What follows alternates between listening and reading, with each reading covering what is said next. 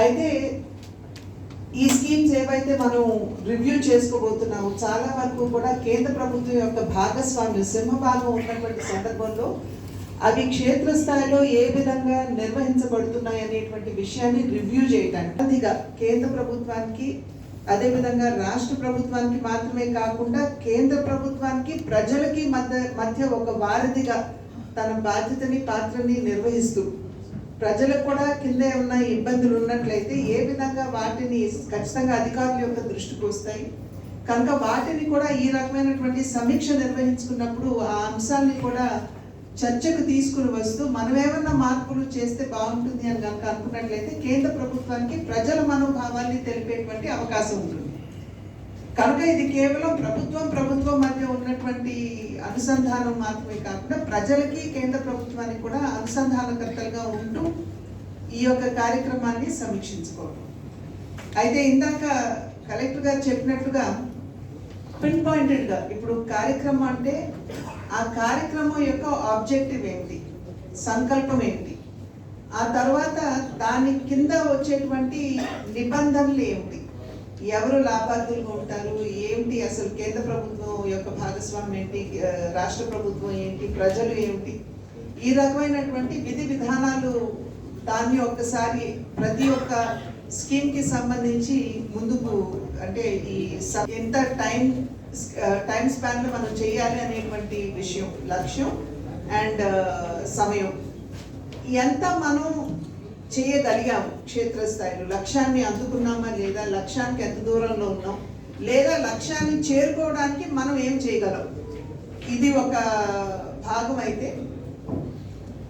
కేంద్రం ఏవైతే నిబంధనలు పెట్టిందో ప్రతి కార్యక్రమానికి కూడా అవి క్షేత్రస్థాయిలో మనం కార్యరూపంలో పెట్టే ఆచరణ రూపంలో పెట్టే విధంగా ఉందా లేదా ఏమైనా ఇబ్బంది ఉంటే ఏమిటా ఇబ్బంది, దాన్ని అధిగమించాలి అని అంటే కేంద్ర ప్రభుత్వం యొక్క చొరవ ఏ రకంగా ఉండాలి, ఈ విషయాలు అన్నీ కూడా ఈ దిశ కమిటీలో చర్చించుకోవడం అనేది జరుగుతుంది. మీ అందరికీ ఇంతకు ముందు కూడా అనుభవం ఉంది. అయితే ఈ దిశ కమిటీ ఇంతకు ముందు కూడా మనం నిర్వహించుకోవాల్సింది, కానీ అనుకోకుండా మధ్యలో మనకు కొంచెం వేరే కార్యక్రమాలు వచ్చినటువంటి నేపథ్యంలో ఒక ఇంత ఆలస్యమైంది. ప్రతి 3 నెలలకి ఒకసారి ఈ యొక్క దిశ మీటింగ్ అనేది మనం నిర్వహించుకోవాలి. ఇవి ఏవైతే ఇక్కడ చర్చలో అంశాలు వస్తాయో అదేవిధంగా ఏవైతే కొంచెం కేంద్ర ప్రభుత్వానికి తెలియజేయాలి అనేటువంటి ఆలోచనతో కూడా అంశాలు తెర మీదకి వచ్చినప్పుడు వాటన్నిటినీ కూడా మెనుకు చేసుకుంటూ మనం కేంద్ర ప్రభుత్వానికి అందజేయడం పైన. కనుక ఇది మనం ప్రతి 3 నెలలకు ఒకసారి నిర్వహించుకునేటువంటి అంశం. ఇందాక ప్రశాంత్ గారు చెప్పినట్లుగా మన్రేగా, అదేవిధంగా జల్ జీవన్ మిషన్, అమృత్, ఎందుకంటే ఈ రెండు కూడా మనకి అర్బన్ అండ్ రూరల్లో మనకి డ్రింకింగ్ వాటర్కి సంబంధించి దీన్ని మనం we will be able to address. PM Surya Ghar ఈ మధ్యనే వచ్చినటువంటి కార్యక్రమం, కాకపోతే దాంట్లో 2-3 డిపార్ట్మెంట్ని అనుసంధానం కూడా. కనుక ఇవన్నీ మనం ఒకదాని తర్వాత ఒకటి డెఫినెట్గా చర్చించుకుంటాము. ఇవాళ ఏవైతే 2-3 అంశాలని మనం లోతుగా మనం చర్చించుకుంటామో రాబోయే దిశ మీటింగ్స్లో అదే విధంగా మిగిలిన అంశాలను కూడా చర్చించుకుంటూ ముందుకు వెళ్ళేటువంటి అవకాశం ఉంటుంది. అంటే మిగిలిన అంశాలని చర్చించుకోము అని కాదు, మిగిలినవి మనం ఉదాహరించుకుంటూ ముందుకు వెళ్ళినా కూడా రాబోయే కాలంలో మిగిలిన కార్యక్రమాలను కూడా ఇదే విధంగా మనం బాగా లోతుగా మనం దీన్ని సమీక్షించుకుంటూ ముందుకు వెళ్ళేటువంటి అవకాశం ఉంటుంది.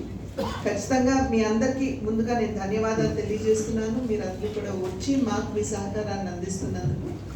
అండ్ ఈ చర్చలో మనం గుర్తుంచుకోవాల్సినటువంటి విషయం, ఇది ప్రజల యొక్క సంక్షేమంతో ముడిపడినటువంటి విషయం కాబట్టి ఎక్కడా కూడా మనం కొంచెం వెనకడుగు వేయకుండా, లేకపోతే మనం లక్ష్యాన్ని నిర్దేశించుకున్న లక్ష్యాన్ని చేరుకోలేదనుకోండి ఇబ్బంది లేదు, ఏ విధంగా చేరాలి అనేటువంటి అంశం మీద మనం చర్చించుకుంటాం. కానీ దాన్ని దాచేయాలో లేకపోతే మసిపూసి మారేడుకాయ చేసేయాలో అనేటువంటి ఆలోచన ధోరణితో కాకుండా మనం చాలా ట్రాన్స్పరెంట్గా రివ్యూ చేసుకుంటే ఖచ్చితంగా కేంద్ర రాష్ట్ర ప్రభుత్వాల యొక్క లక్ష్యం ఏదైతే ఉందో ప్రజలకి సంక్షేమం అందించడం అనేది, దాంట్లో అది విజయవంతంగా సఫలీకృతంగా మనం చేయగలుగుతామని చెప్పి భావిస్తూ మీ అందరికీ ధన్యవాదాలు తెలియజేస్తున్నాను.